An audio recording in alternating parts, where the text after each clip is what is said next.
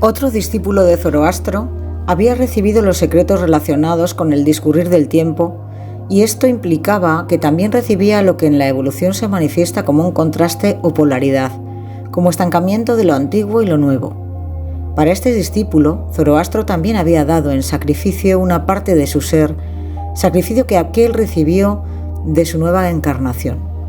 Como ya queda dicho, la individualidad de Zoroastro se mantuvo como tal, pero las envolturas quedaron separadas, intactas, sin disiparse, ya que una individualidad tan potente les daba coherencia.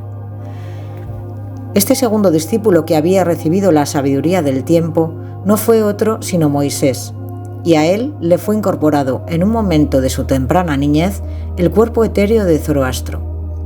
Los documentos religiosos que realmente se basan en el ocultismo contienen todo lo relativo a estos misterios. Efectivamente, antes de recibir las impresiones del mundo circundante, como esto realmente ocurre, debió infiltrarse en su ser la herencia maravillosa de Zoroastro. Esto se nos relata por medio de aquel simbolismo de la arquilla que fue sumergida en el río, un proceder que extrañamente se asemeja a una iniciación, ya que la iniciación consiste en que el iniciando queda aislado del mundo externo por un determinado tiempo, durante el cual se le infunde lo que ha de recibir. Justamente cuando Moisés se encontraba aislado de esa manera, se le incorporó el cuerpo etéreo de Zoroastro, y esto hacía posible que en él apareciese la maravillosa sabiduría del tiempo, la que Zoroastro le había revelado en tiempos pasados. Así fue dotado de esta sabiduría y la pudo reproducir en imágenes apropiadas para su pueblo, como sabiduría del tiempo que transcurre en periodos. Consecuentemente, se nos presentan dadas por Moisés las grandiosas imágenes del Génesis como imaginaciones de la sabiduría del tiempo que tiene su origen en Zoroastro, la sabiduría recibida de Zoroastro, renacida en Moisés y consolidada en su alma por haber recibido la envoltura etérea de aquel. En un proceso de esta índole, tan importante para la evolución de la humanidad, no solo es necesario que haya un iniciado para inaugurar una cultura, sino también que aquello que semejante gran individualidad puede dar como germen de tal cultura resulte infundido en el germen adecuado de un pueblo. Con el fin de considerar ese germen o fundamento de su pueblo, conviene estudiar cierta peculiaridad de la sabiduría de Moisés. Como discípulo de Zoroastro, en una encarnación anterior, Moisés había recibido la sabiduría del tiempo y aquel secreto que de en todos los tiempos lo anterior va al encuentro con lo posterior, produciéndose entonces un antagonismo. Para actuar con esa sabiduría dentro de la evolución de la humanidad, Moisés debió hacerlo en contraste a la de Hermes. Se puede decir que Hermes recibió de Zoroastro la sabiduría directa, o sea, la sabiduría solar, el conocimiento de la esencia que misteriosamente vive en la envoltura física de la luz y del cuerpo solar. Dicho de otro modo, lo que toma camino directo. Moisés, en cambio, recibió la sabiduría que el hombre guarda, no en el cuerpo astral, sino más bien en el más denso cuerpo etéreo. Con la sabiduría de Moisés no solo se eleva la mirada al sol, preguntando ¿qué es lo que fluye del ser solar?, sino también se considera lo opuesto a la luz solar, al sol como tal, lo que incluye todo cuando ha devenido terrenal más denso, lo que sobre la tierra aparece como lo arraigado, lo densificado, sabiduría terrestre, la cual, si bien vive en sabiduría solar, no deja de ser sabiduría terrestre. Moisés había recibido los secretos del devenir de la tierra, de cómo el hombre se ha desarrollado y de cómo se ha transformado la sustancia de la tierra después de haberse separado el sol y la tierra. Esto nos explica, si lo consideramos íntimamente, el por qué en las enseñanzas de Hermes se nos presenta en cierto modo como profundo contraste a la sabiduría de Moisés. Quien lo juzgue superficialmente podrá encontrar que en ambos casos se observan cosas iguales. Aquí y allí un aspecto ternario, aquí y allí un elemento cuadriforme. Pero esto no dice mucho, pues sería más o menos lo mismo que enseñar botánica a alguien demostrando, por ejemplo, lo que la rosa y el clavel tienen en común, sin hacer ver la diferencia entre ambos. Es preciso que se sepa en qué se distinguen las entidades y así también las sabidurías de Moisés y de Hermes. Ambas partían de Zoroastro, pero así como la unidad se divide en dos y se manifiesta en distinta manera, así también Zoroastro dio revelaciones muy distintas a dos de sus discípulos. En la sabiduría de Hermes encontramos todo lo que proyecta luz sobre el mundo, lo que nos revela el origen del mundo y cómo la luz lo ilumina. Pero en ella no encontramos los conceptos para comprender cómo en la evolución lo anterior ejerce su efecto sobre lo posterior, produciendo el antagonismo entre el pasado y el presente y cómo las tinieblas se enfrentan a la luz. En el fondo, la sabiduría de Hermes no contiene la sabiduría terrestre que nos hace comprender cómo, después de la separación del Sol, siguió la evolución de la Tierra y del hombre que la habita. Esto fue precisamente la misión de la sabiduría de Moisés, enseñar al hombre cómo continuó la evolución de la Tierra después de la separación del Sol. Moisés tuvo que entregar la sabiduría terrestre, Hermes la solar. Moisés parte de lo terrenal, pero este se halla separado del Sol, aunque en cierto modo contiene las fuerzas del Sol como sombras. Así es como lo terrenal se encuentra con lo solar. Todo esto implicaba que la sabiduría terrestre de Moisés tuviese que encontrarse concretamente con la sabiduría solar de Hermes. Las dos corrientes debieron encontrarse. Esto se describe maravillosamente a través de los hechos exteriores. Moisés nace en Egipto. Su pueblo también es conducido a Egipto.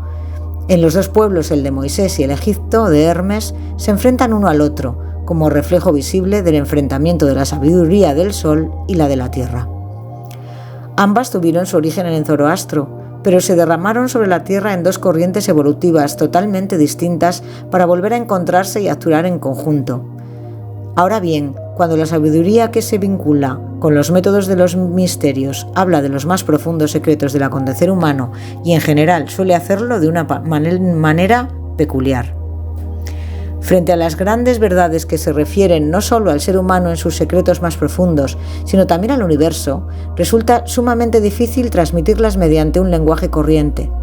Frecuentemente nuestro lenguaje común es como una traba, pues cada palabra tiene su sentido propio y habitual, y así se usa desde hace mucho tiempo, y cuando tratamos de expresar en palabras de ese lenguaje las grandes sabidurías que se nos revelan en el alma, se suscita una lucha contra ese débil instrumento lingüístico, el que resulta entonces realmente insuficiente. La más grande trivialidad que se haya dicho en el siglo del XIX y de la cultura moderna, 1000 veces repetida en nuestra época de papel secante, consiste en afirmar que toda verdad genuina puede expresarse de un modo sencillo y que las formas del lenguaje sirven de patrón para establecer si alguien está o no en posesión de la verdad. Pero tal afirmación solo implica que quienes la sostienen realmente no poseen la verdad genuina, sino que les ha sido transmitida en el curso de los siglos sensiblemente modificada. Naturalmente, ellos no sienten que el lenguaje pueda causar una lucha. Nosotros, en cambio, lo sentimos profundamente cuando tenemos que expresar lo grandioso y majestuoso. En los sagrados misterios, precisamente se ha dado expresión a los más profundos secretos, por lo que en ellos siempre se sintió cuán débil es el instrumento del lenguaje y cuán poco apropiado para formar las imágenes correspondientes. En todos los tiempos hubo en los misterios esta búsqueda de medios de expresión para lo que el alma experimentaba. Los medios naturales siempre fueron los más débiles. En cambio, los más apropiados resultaron ser las imágenes que se obtienen al dirigir la mirada hacia las vastedades del espacio, o sea, hacia las constelaciones, la salida de un determinado astro en un momento dado, o como otro ejemplo, la ocultación de una estrella por otra en determinado momento. En fin, semejantes imágenes resultaron muy útiles para expresar ciertas experiencias del alma humana. Voy a caracterizarlo brevemente suponiendo que en determinada época debería suceder un gran acontecimiento, relativo a que un alma humana llegaría a la madurez para sentir en sí misma una gran misión a realizar entre los pueblos, o bien que tal pueblo o gran parte de la humanidad hubiese alcanzado un determinado nivel evolutivo, o también que una individualidad hubiese de obrar dentro del marco de un pueblo. Dicho de otro modo, que la culminación evolutiva de esa humanidad coincidiera con el nivel evolutivo del alma del pueblo. En tal caso, el lenguaje corriente no serviría para expresar los sentimientos de grandiosidad y la importancia de tal acontecimiento, y por esta razón se lo expresaba de la siguiente manera. La coincidencia del máximo grado evolutivo de una individualidad con el más alto nivel cultural de un pueblo es comparable a que el Sol nos envía su luz desde la constelación de Leo.